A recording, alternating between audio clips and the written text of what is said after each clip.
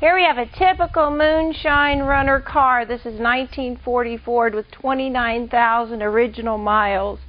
Now, why did they typically use a Ford? One, because they were easy to find, and two, they were cars that could be easily modified.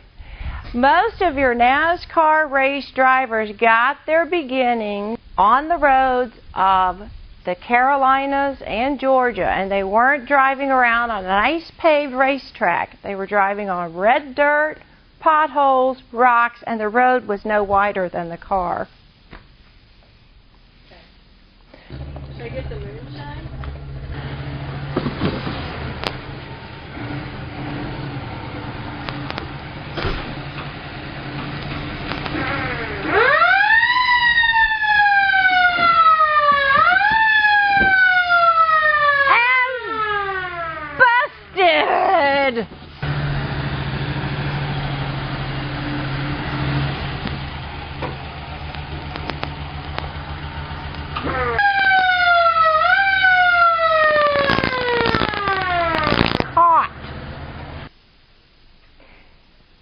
Now, the worst thing that could happen to a bootlegger was end up in the back seat of one of these vehicles. We're sitting here in a 1950 Ford Wilkes County police car.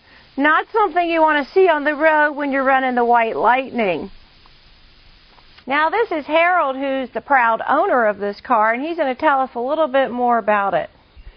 When they were getting ready to film the IMAX NASCAR movie, they was needing a police car. So I painted the doors white and added the whip antenna and the siren and the light on the top. And they used it up on Wilson Creek Road, filming a liquor chase for the IMAX NASCAR movie. This is what is amazing to me, is to see the original, authentic interior. You've got, look at the step plates, the dash, back seat, the headliner. This is an authentic, original 50 Ford Custom.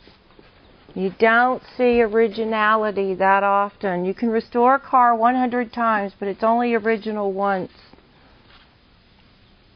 And then we'll take a look under the hood and see what the engine's all about. There we go.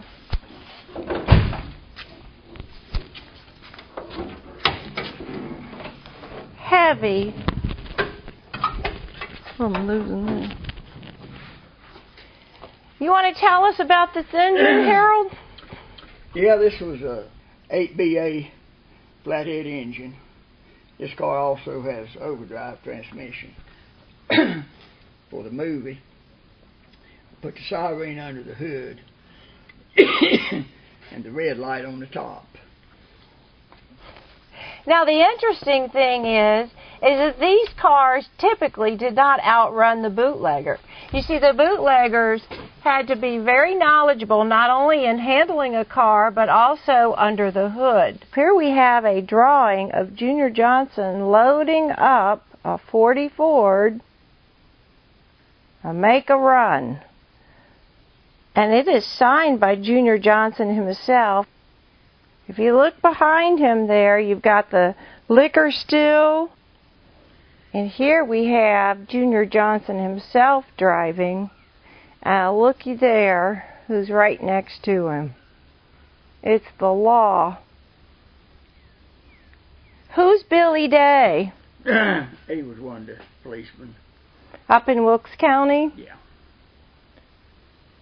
And these are signed by Junior himself and the lawmen. Some of the 50s Cadillac engines were used in these 40 Fords as well because of the power that they had to offer. Well, now what they would do in order to gain more horsepower and get this car souped up, we needed more power to be able to outrun the police. So typically they would put in a different engine with more horsepower. Let's take a look at what one of those look like.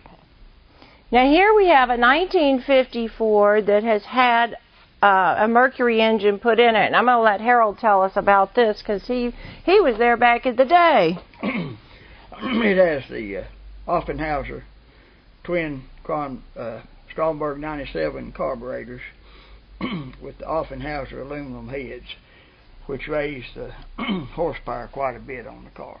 Many times when bootleggers were running from the police, one of the tricks that the police liked to use was shooting the radiator out. So they would put, I've been told, a steel plate in front of the radiator. Other than the repaint, as I said before, this car is all original. Take a look at this glass. This is the same glass this car had when it came out of the factory in 1940. The authenticity and the originality of this car is spectacular. It's outstanding. Look at this running board. You can see right here where just from getting in and out of the car, there's wear from a footprint. Come around in here and look at the interior. Authentically original. You can just see that this interior is over 60 years old, and look at the condition it's in. But anyway, it's very unusual to see this original dash so pristine. All these little knobs retain their originality. Look at the back seat here. Look at that headliner. It's just an unbelievable original car. 1940. Awesome car.